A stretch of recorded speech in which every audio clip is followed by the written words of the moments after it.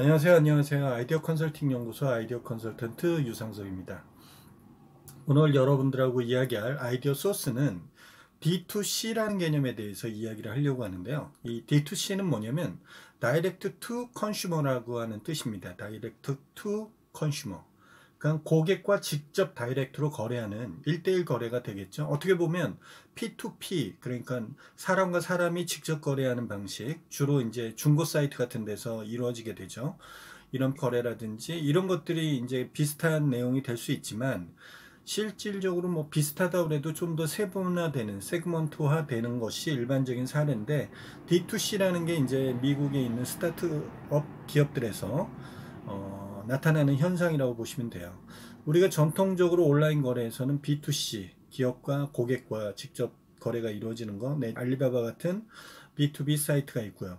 뭐 옛날에는 이베이나 아마존을 먼저 거론을 했는데 요즘 같은 경우에는 중국의 알리바바라든지 타오바오라든지 알리익스프레스라든지 이런 것들을 먼저 거론하게 되는 것 같아요. 네.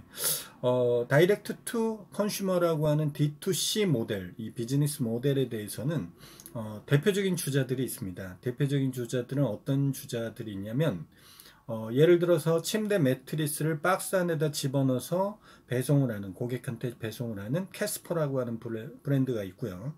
그 다음에 와이파커라고 하는 브랜드는 그 고객 안경을 구매하시려고 하는 고객이 일반적인 거래에서는 뭐 온라인에서 자신이 원하는 제품을 선택을 해서 그걸 구매를 한다거나 내지는 오프라인 매장에 가서 그 안경을 써보거나 이러면서 거기에서 구입을 한다거나 이렇게 되게 되는데 와이파커 같은 경우에는 안경 5개를 고르면 5개를 다 배송을 해줍니다.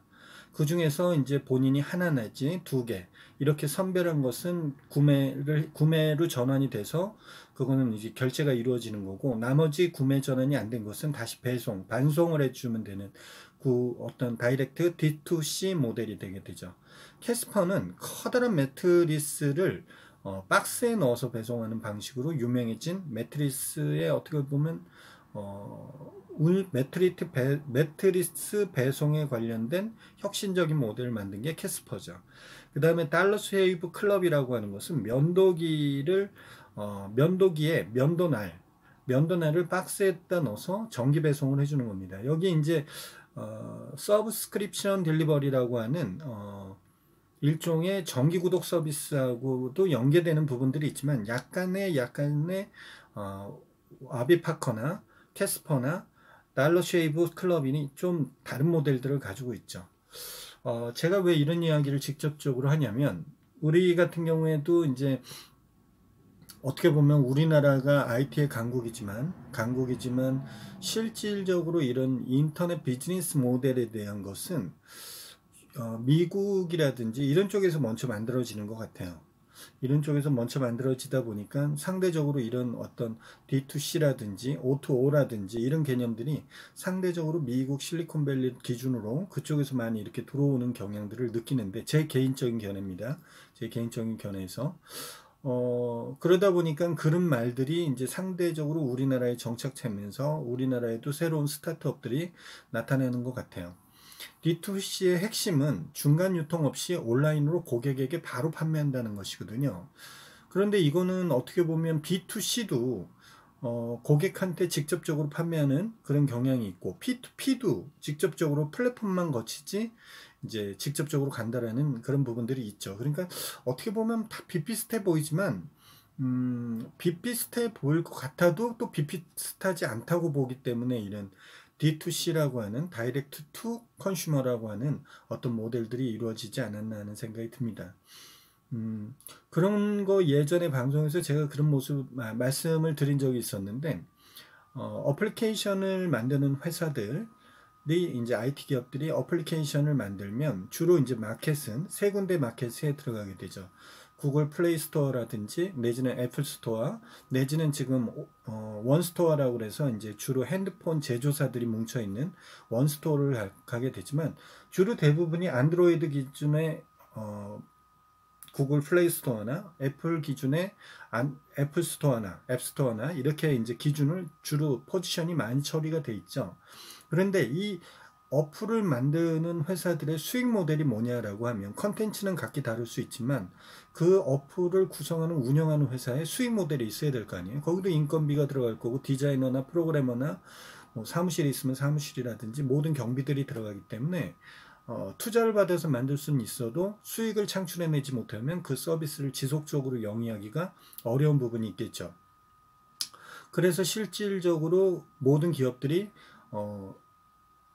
그 어떤 캐시플로우를 마련해내기 위해서 그런 어떤 비즈니스 모델에 뭔가의 이득을 창출할 수 있는 기업 이윤을 창출할 수 있는 그런 것을 붙이게 됩니다. 그런데 어플리케이션은 제일 대표적인 게 두 가지죠. 하나는 이제 애드몹 수익입니다. 어플 같은 경우에는 구글의 애드워즈에서 하는 애드몹이라고 하는 광고가 따로 붙습니다. 여러분들은 애드센스에 대해서 많이 아시는데 어플리케이션에 붙는 광고는 구글에서 하는 애드몹 광고가 붙습니다. 그 다음에 그 애드몹 광고가 붙어서 광고에 따른 CPM, 그러니까 1000회당 얼마씩 광고비가 책정된 것을 받게 되는 방식이죠. 그 방식이 제일 노멀합니다. 제일 노멀해서 배너라든지 CPM 광고라든지 전면, 핸드폰 전면 광고라든지 이런 것들이 노출이 되게 되는데 그거 말고는 이제 어플리케이션 안에 들어가서 좀 더 프리미엄 버전을 넘어선 이제 프로페셔널한 버전을 그러면 거기서 들어가면 인앱이라고 하는 구조가 있어서 그 인앱 구조에 적정한 비용을 내고 사용하게 되는 거죠. 그게 이제 어플리케이션의 일반적인 운영 방식과 수익을 창출하는 방식이었는데 최근에 제가 여러 번 방송에 외국의 새로운 어플들에 대해서도 이야기를 하면서 제가 이야기를 할 때 나타나는 현상들이 뭐였었냐면 최근에 좋은 양질의 컨텐츠를 제공하는 어플리케이션이다 라고 하면 그 수익 모델 자체를 회비를 받는 정액제를 추진한다라는 거예요. 정액제. 이미 온라인상에서 웹상에서 그러니까 앱상이 아니라 웹상에서 인터넷상에서 이미 그 어떤 서비스를 하고 그것에 대해서 뭐 예를 들어서 우리나라 같은 경우나 외국 같은 경우에도 제가 요즘 제일 관심이 많은 게 리스폰스 마케팅이거든요. 리스폰스 마케팅 하는 회사들이 뭐 외국의 겟 리스폰스라든지 퍼널 클릭이라든지 내지는 위시폼드라든지 한국의 리드젠이라든지 내지는 이제 카카오톡하고 연동할 수 있는 채널톡이라든지 이런 브랜드들이 있는데 이런 브랜드들이 결론은 뭐냐면 이 솔루션을 쓰시겠으면 일정의 비용을 내십시오라고 하는 거거든요. 이런 회사들은 광고가 따로 붙지 않죠. 그렇죠? 웹상이나 앱상이나 그런 트렌드로 바뀌고 있다는 거예요. 바뀌고 있는데 우리나라는 아직 B2C라는 개념에 대해서 이야기를 하는 경우가 별로 없는 것 같아요.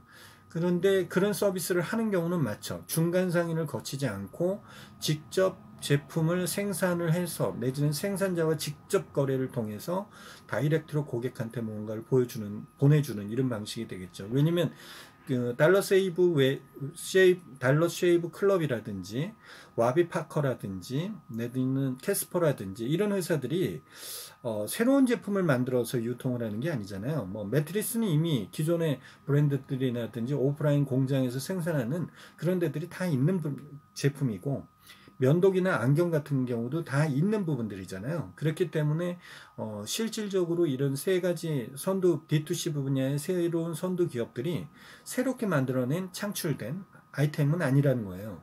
그러면 무엇이냐? 결론은 소비자가 구매를 하는 행위를 하는 것을 각각의 회사들이 자사 브랜드 플랫폼을 만들어서 소비자하고 직접적인 거래를 해서 중간 거래를 없앤다라는 개념인데 D2C가 사실은 많이 인정을 받았죠. 뭐 예를 들어서 와비파커 같은 경우에는 실질적으로 미국의 안경 시장을 80%를 이탈리아 기업인 록소티카라고 하는 브랜드가 거의 선점을 하고 있었대요. 그러다 보니까 뭐라 그러죠? 그 독과점 형태를 취하다 보니까 실질적으로 가격이 비정상적으로 가다 보니까 소비자는 고가의 안경을 구입할 수밖에 없었기 때문에 좋은 품질의 제품을 온라인에서 싸게 구입할 수 있는 니즈가 굉장히 많았다는 얘기죠. 그런 부분을 이제 D2C 모델로 그 분야를 혁신적으로 깬 거죠. 깼고 그 다음에 이제 달러 쉐이브 클럽 같은 경우에도 질레트가 뭐 미국의 그 면도기 시장을 거의 독점하다시피 하고 있다 보니까 그것을 뭔가 깨기 위해서 달러 쉐이브 클럽이 만들어진 거죠. 이렇게 만들어지면서 이제 D2C 모델들이 굉장히 많이 나타났대요. 많이 나타났고, 그 다음에 D2C가 초창기에는 유튜브 동영상이라든지 이런 거를 통해서 광고 효과를 소비자들이 반응을 해서 직접 이 사이트로 등록을 하고 구매를 결정하는 이런 형태로 많이 가게 됐는데, 요즘 D2C가 미국에서는 또 빠르게 성공하지 못하는 모델들이 생겨서 그 못하는 모델들이 온라인으로만 추구해야지 경쟁력이 있는 것들이 오프라인 매장까지 만들어서 일종의 계륵이 되는, 이걸 빼지도 못하고 투자한 사람들도 있고 하니까 뭐 이런 현상도 있고, 그 다음에 예전과 같이 바이럴로 동영상 광고가 효과적으로 나가지 못한다라는 부분도 있답니다. 또 한 가지가 온라인에 실질적으로 사람들이 모바일이라든지 인터넷을 이용하면서 무언가를 정보를 찾거나 구매를 하는 패턴들이 되다 보니까 결론적으로는 그것을 이용할 수 있는, 소비자하고 직접적으로 도달할 수 있게 되는 페이스북 광고라든지 유튜브 구글 광고라든지 그 다음에 뭐 인스타 광고라든지 여러 가지 이런 내지는 뭐 네이버 같은 플랫폼 그 검색 플랫폼 광고라든지 이런 걸 하다 보니까 실질적으로 광고비가 계속 올라가고 있다는 게 문제가 된다는 겁니다. 그러다 보니까 D2C가 더 성장할 수 있었던 부분인데도 미국 내에서도 성장하지 못하고 있는 이 발목을 잡는 현상이 생긴 게, 결론적으로는 그런 광고 비용이라든지 이런 것들이 도달률을 높이기 위해서 예전에 썼던 비용보다 더 올라가게 된다라는 문제가 생겨서 지금 D2C 분야에 성장한 기업들은 이미 계속 고객들을 유치하고 가고 있지만 후발주자들이 상대적으로 난항을 겪고 있다라고 하네요. 어떻게 보면 그거는 예전에 어디하고 비슷한 거 아니야? 그건 같은 개념 아니야? 이렇게 생각할 수 있지만, 여러분들이 오늘 아이디어 365 코너에서 아이디어 소스를 가지고 이야기를 할 수 있는 것은 D2C라는 개념에 우리나라에서 적합할 수 있는 아이템이 무엇이 있으며, 그것을 또 구글이라든지 이런 데를 통해서 외국의 D2C 현황이 어떻게 되고 있는지를 좀 잘 찾아본다면 한국에 있는 어떤 아이템들도 고객하고 직접적으로 뭔가 소통할 수 있게 하는 그런 좋은 D2C의 비즈니스 모델이 만들어질 수 있다는 생각이 들어서 여러분들한테 새로운 판매 방식인 D2C 방식을 소개를 한번 드려봤습니다. 여러분들의 다양한 의견이나 아이디어가 있으면 아래 댓글로 참여를 해주시고요. 이 영상이 좋으셨으면 좋아요 꾹, 아직까지 구독하지 않으신 분 구독하기 꾹 한번 눌러주십시오.